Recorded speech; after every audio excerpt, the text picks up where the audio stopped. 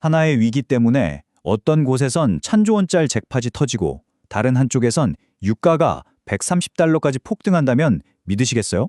이게 지금 동시에 벌어지고 있는 일입니다. 오늘 이 극단적인 현상이 어떻게 여러분의 투자 포트폴리오에 직접적인 기회와 위협이 되는지 데이터를 통해 명확하게 보여드리겠습니다. 자, 바로 시작해보죠. 하룻밤 사이에 중동의 지정학적 긴장감이 그야말로 폭발하면서 전 세계가 충격적인 헤드라인으로 아침을 맞았습니다. 이건 그냥 멀리서 들려오는 국제뉴스가 아닙니다.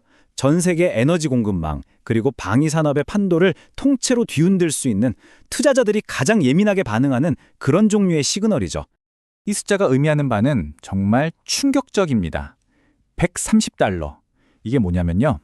만약에 이란이 전 세계 원유의 30%가 지나다니는 호르무즈 해협을 봉쇄해버리면 JP모건 같은 글로벌 투자은행들이 예상하는 국제 유가입니다.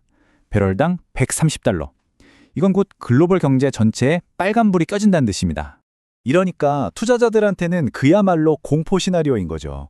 하지만 위기가 있는 곳에 종종 예상치 못한 기회가 숨어있기 마련입니다. 오늘 우리는 바로 그 두 가지 기회를 파헤쳐 볼 겁니다.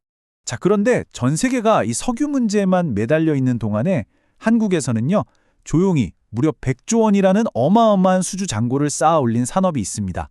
이게 바로 K방산인데요.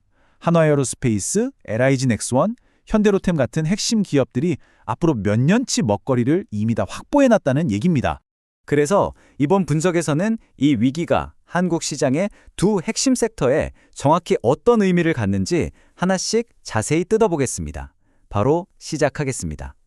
자, 그럼 첫 번째 섹션으로 넘어가서 이 위기가 어떻게 만들어지고 있는지 가장 즉각적인 경제적 위협부터 한번 살펴보겠습니다. 그러니까 핵심은 뭐냐면요. 이 좁아터진 해협 하나가 전 세계 경제의 아킬레스건이라는 겁니다.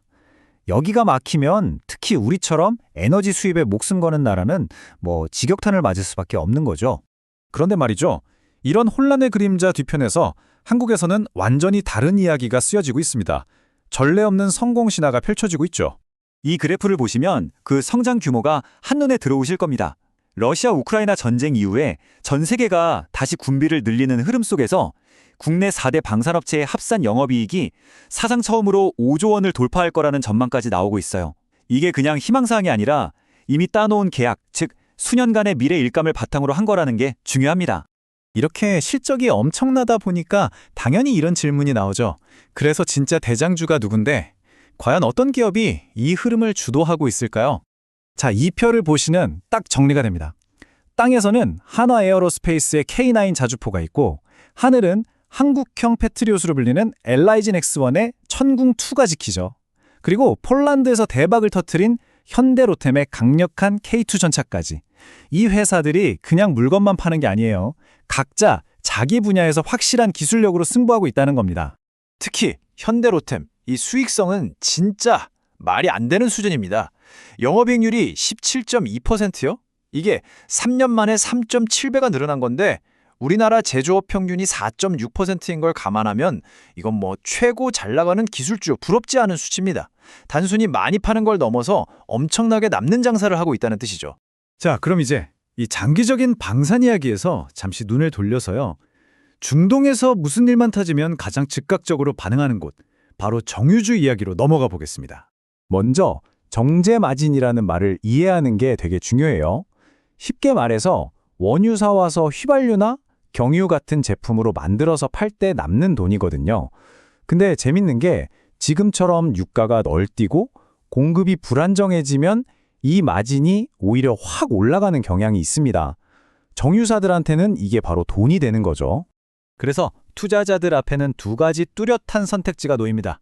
하나는 정제마진 상승에 직접 베팅하는 순수한 투자처, S-오일입니다. 증권가 전망치 보세요. 영업이익이 1년 만에 5배 넘게 뛸 거로 보고 있죠. 다른 하나는 그동안 2차 전지 사업에 가려져 있던 거대한 에너지 사업부의 가치가 마침내 재평가받을 수 있는 저평가된 거인 SK이노베이션입니다. 자, 정리해보면 지금 우리는 똑같은 글로벌 불안감을 먹고 자라는 두 개의 시장을 보고 있는 겁니다. 그런데 성격은 완전히 다르죠. 이 둘을 어떻게 비교해야 할까요? 자, 여기서 핵심 질문은 이겁니다. 여러분은 전 세계가 국방비를 늘리는 이 거대한 흐름, 이 장기적이고 구조적인 변화에 투자하시겠습니까? 아니면 단기적이지만 폭발력 있는 유가 위기에 반응하는 사이클에 투자하시겠습니까? 꾸준한 안정성이냐 아니면 순발력이냐. 바로 이 선택의 기로에 서 있는 겁니다. 결국 이제 지정학적 리스크는 일상이 됐습니다. 우리가 이걸 뉴 노멀이라고 부르죠. 위기는 더 이상 피해야 할 대상이 아니라 그 안에서 어떻게 기회를 찾느냐가 중요해진 시대입니다. 자, 이런 새로운 현실 속에서 여러분의 포트폴리오는 과연 어디를 향해야 할까요?